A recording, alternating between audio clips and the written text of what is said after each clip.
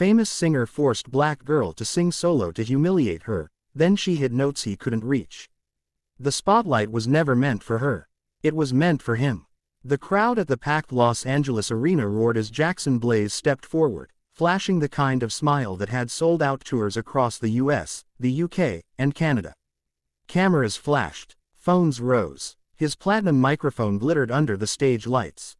And standing 3 steps behind him, clutching a backup mic with trembling fingers, was 16-year-old Amara Johnson. She wasn't famous. She wasn't signed. She wasn't even supposed to sing a solo. She was just part of the youth choir invited to perform during the final chorus of Jackson's World Tour finale. But Jackson Blaze had noticed her during rehearsal. Not because she was loud. Not because she was flashy. But because she kept her head down, humming harmonies so perfectly that even the vocal coach paused. And that bothered him. The setup, rehearsal that afternoon had been tense. "Let's hear the altos," Jackson had said casually, leaning back in his chair while sipping herbal tea. The girl in the blue hoodie. "Yeah, you." Amara looked up, startled. "Me, unless there's another one hiding," he smirked. A few backup dancers snickered. She stepped forward slowly. Her voice was soft when she introduced herself. "I'm Amara." He nodded, eyes scanning her from head to toe. "All right, Amara, give me that run again. But louder. Don't be shy," she sang, and the room went quiet. Her tone wasn't just good. It was rich, controlled, emotional, the kind of voice that didn't try to impress, it just did. The vocal coach's eyes widened. Jackson's smile tightened. "Cute," he said after a pause. "But this is arena-level stuff. Not church choir." Her cheeks flushed, but she nodded respectfully. "Yes, sir." He leaned forward. "Tell you what, tonight, during the bridge, I'll cut the music. You sing that high harmony alone." The coach blinked. "That's not in the set. It is now," Jackson interrupted smoothly. "Let's see if she can handle it." The room shifted. Amara swallowed. She understood what this was. It wasn't an opportunity. It was a test, and everyone expected her to fail. Backstage, minutes before showtime, the youth choir huddled together. "You okay?" whispered Maya, her best friend. Amara nodded, though her hands were cold. "I don't think he likes you," Maya muttered. Amara gave a small smile. "That's okay." But it wasn't okay. She'd grown up watching artists like Jackson Blaze on TV with her mom in their small Chicago apartment. She'd studied every performance, every riff, every breath control technique. She admired him. Now he was setting her up to fall. Her mom's voice echoed in her mind. "Baby, your gift isn't to compete. It's to connect." She closed her eyes and whispered a small prayer. Not to hit the notes, but to stay kind. The moment, the concert exploded with energy. Jackson was electric, commanding the stage with effortless charisma. The crowd screamed every lyric. Then came the bridge. The music softened. The lights dimmed. He turned slowly toward the choir. "And tonight," he announced dramatically, "we've got a special surprise." The arena buzzed. "This young lady thinks she can sing." Laughter rippled through parts of the crowd, uncertain, awkward. "Let's see what she's got." He signaled to the band. The instruments cut. Dead silence. 18,000 people watching. Amara stepped forward. Her heart pounded so loudly she thought the microphone might pick it up. For a split second, she saw Jackson's expression. Confident, almost amused. She took a breath, and sang. The note, the first line was gentle, clear, controlled. The arena quieted. Then she climbed. Higher, stronger, effortless. The note wasn't just high. It was transcendent. It soared above the stadium like it had wings. Phones lowered. Mouths opened. Jackson's smile disappeared. She transitioned into a run.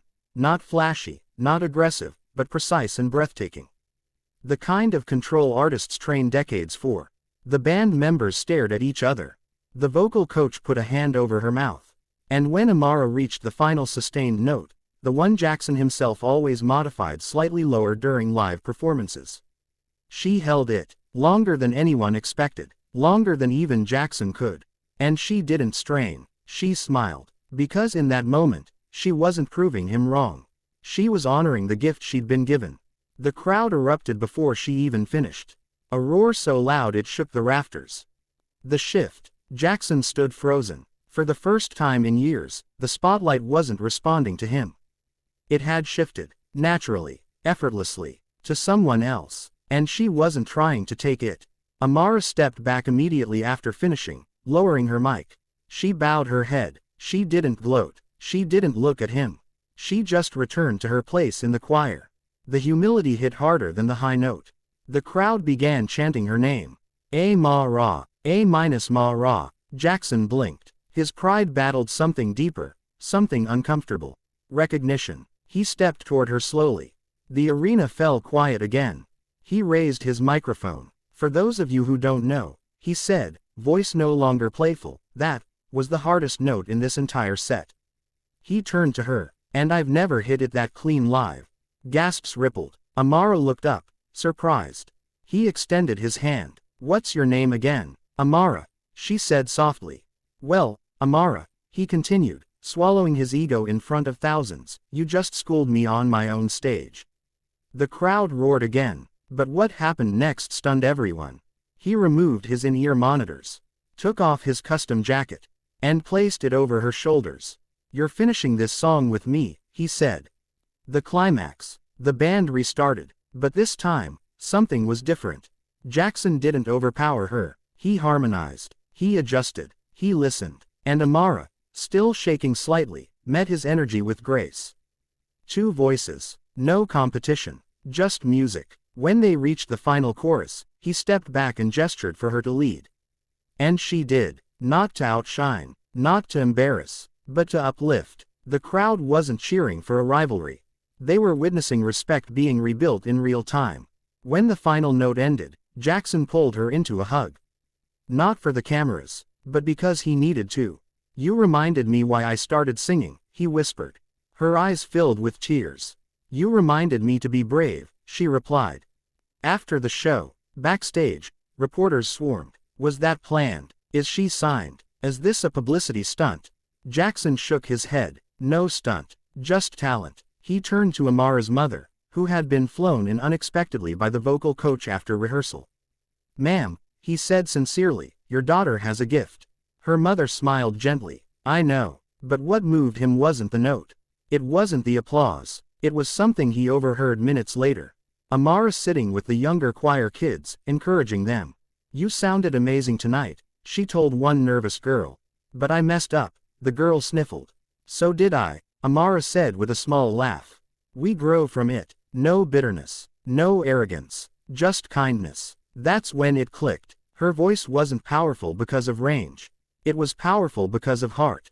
1 month later, a video clip of that night went viral across America, trending in the UK and Canada within hours. But what people shared most wasn't the note. It was the moment Jackson stepped aside, and the way Amara stepped back. Record labels called, interviews poured in, but Amara made one request before signing anything. She wanted part of her first contract to fund music programs in underprivileged schools. For kids like me, she explained. Jackson watched from a distance as she announced it publicly. And he felt something unfamiliar. Pride, not in himself, but in her. The night he tried to humble her, she lifted him instead, and the note he couldn't reach. It wasn't just musical, it was human.